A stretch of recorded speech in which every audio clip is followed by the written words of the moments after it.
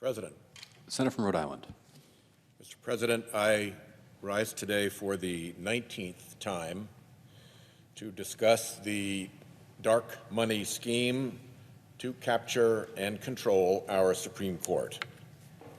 These scheme speeches have covered a lot of ground, and if they've shown one thing, it's that the capture of the Supreme Court didn't happen overnight.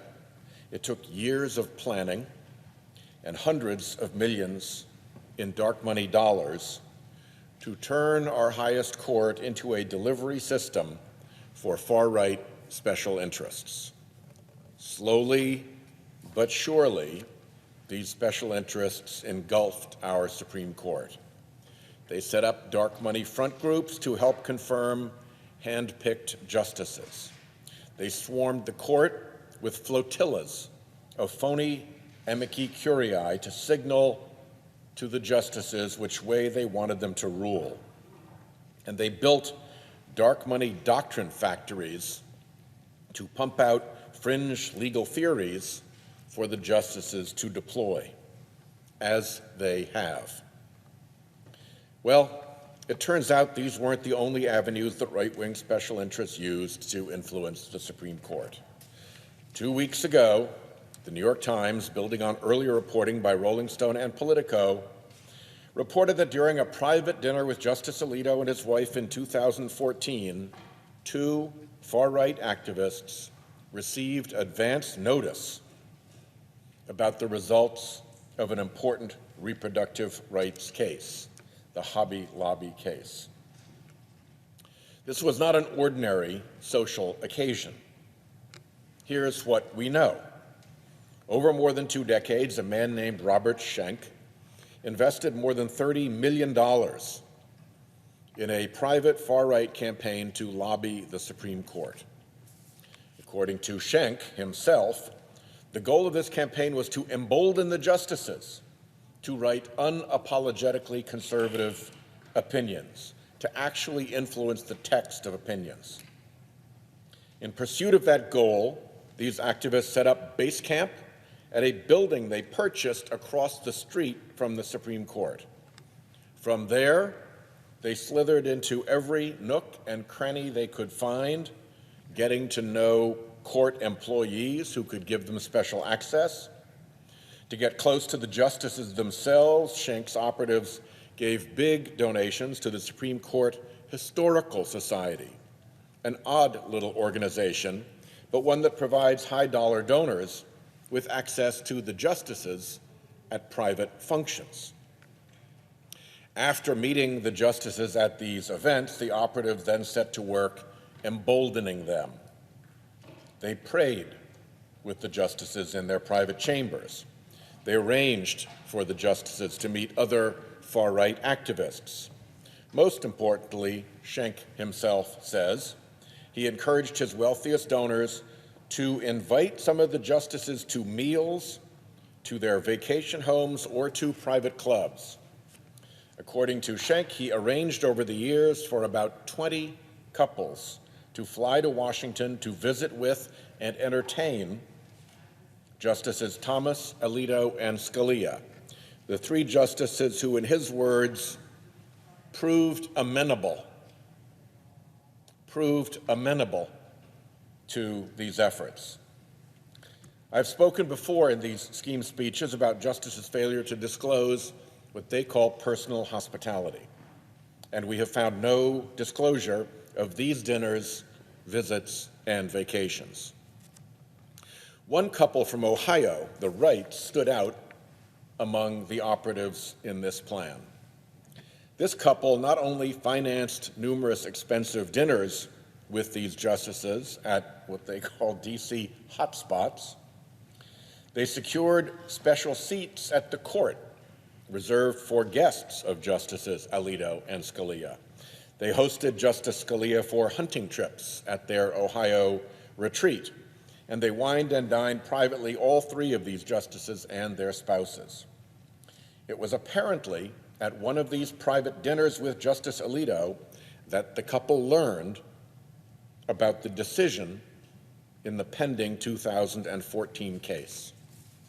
The similarities between that alleged leak and the leak of the Dobbs opinion earlier this year aren't lost on anyone.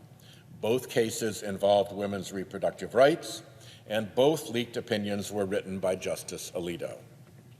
But put the leak entirely aside and just look at a plan over 20 years for far-right activists to secretly wine and dine 3 FedSoc justices as part of an orchestrated multi-million-dollar influence campaign. That ain't nothing. And the only reason we learned about it is because the former leader of the operation decided to fess up. As Slate's Dahlia Lithwick put it last week, the real issue is that the justices allowed this to happen, encouraged it, and rewarded it. The day after the Alito Dobbs opinion leaked, Chief Justice Roberts directed the marshal of the court to investigate, calling the leak a singular and egregious breach of trust that is an affront to the court and the community of public servants who work here, end quote. Is a 20-year, $30 million private lobbying operation involving a base of operations, expensive dinners, trips to private retreats, cozying up to court employees, and potentially another Alito opinion leak not worthy of the same response? Well, Justice Alito denies leaking the results of the 2014 case and says he never detected any effort to obtain confidential information or to influence anything he did. So let's shift from the problems with this cozy, multi-decade, multi-million-dollar influence scheme to the problems with the court's inquiry into it. The first problem is no inquiry. The statements from the court that we have seen have been via the Supreme Court's legal counsel addressed to Chairman Hank Johnson in the House and myself in the Senate.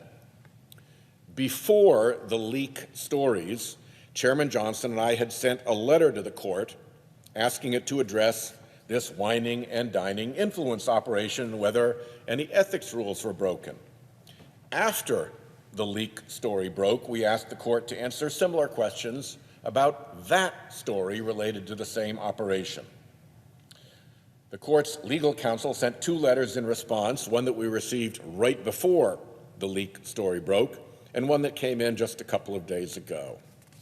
The first letter omitted to mention a pretty salient fact, the fact that as we now know, that Mr. Schenck had already sent the Chief Justice a letter informing the court of the influence operation and the leak.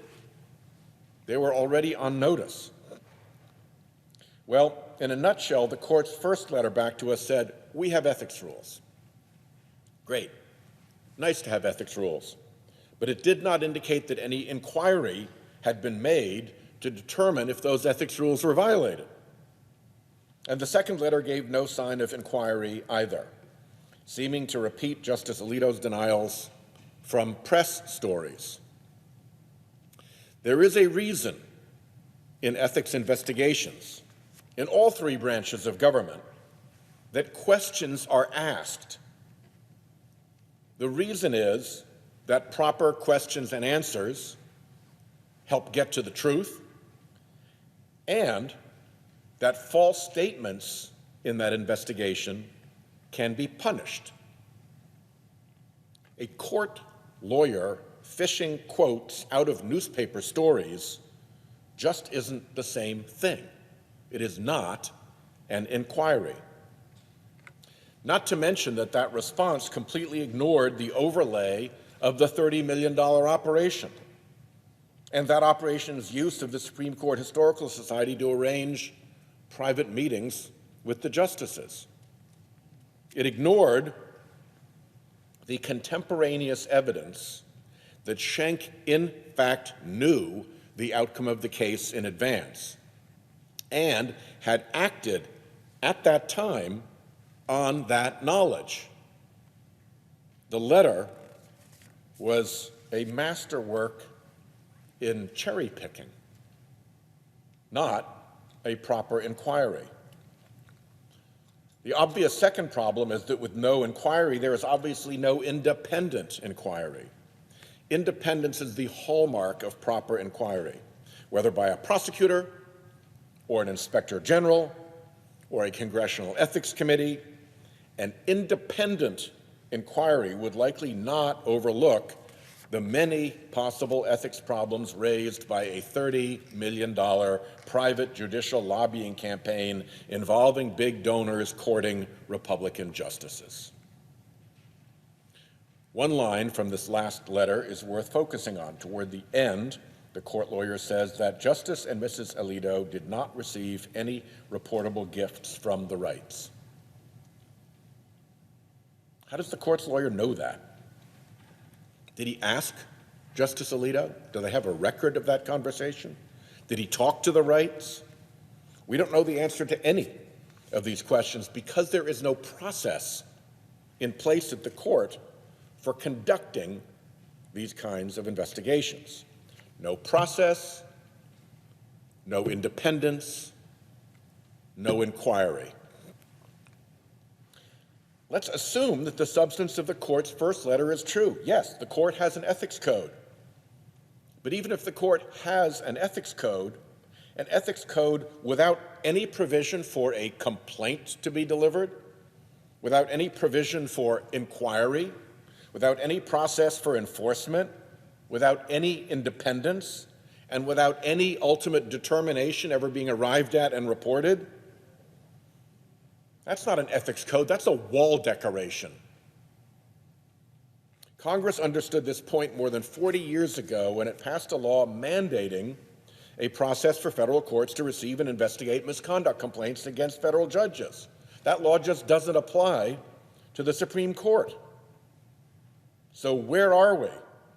The court does not even have a clear place for people to submit ethics complaints. In this case, it took repeated letters from the chairman of Congress's two courts committees, plus a flurry of stories in the press to get the court to respond at all. There is no procedure for how or when or whether the court conducts ethics investigations. And there's no formal process to report any findings of the non-existent inquiries.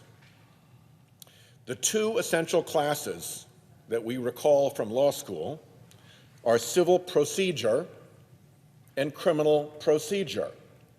Procedure matters. A Supreme Court justice once said, procedure is the bone structure of a democratic society. Procedure is the bone structure of justice. But forgive me, the Supreme Court is the boneless chicken ranch of judicial ethics. You may remember the Eric Larson Far Side cartoon of the boneless chicken ranch. That's what we're up against. A perfect illustration of this problem occurred when Judge Brett Kavanaugh became Justice Brett Kavanaugh. At the time Kavanaugh was elevated to the Supreme Court, he was the subject of 83 complaints for allegedly perjuring himself and for conduct unbecoming of a federal judge during his confirmation hearings. A panel had been assigned. An inquiry was underway, independent inquiry to find facts, to investigate those complaints. And that panel had acknowledged that the allegations were, and I quote, serious. But the investigations about Kavanaugh vanished when he was elevated to the Supreme Court. They weren't concluded. They weren't resolved. They just ended. Because with his appointment, Kavanaugh escaped to the accountability-free zone surrounding the Supreme Court. The $30 million whining and dining campaign is just the tip of the iceberg. There are many unanswered and evidently uninvestigated concerns.